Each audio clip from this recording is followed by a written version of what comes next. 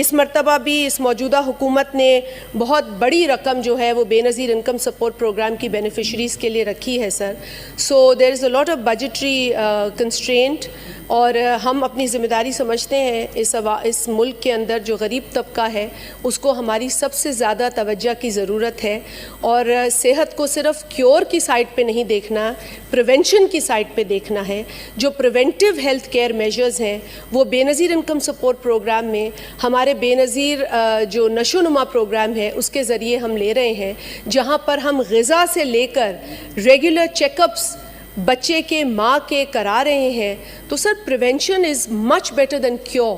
ہمیں وہ سائڈ بھی دیکھنی ہے. اور اگر آپ مجھے 2 منٹ اور دے دیں، میں آپ کو بتا دوں سر کہ بے نظیر نشو و نما سینٹرز آج پورے پاکستان میں سر کام کر رہے ہیں.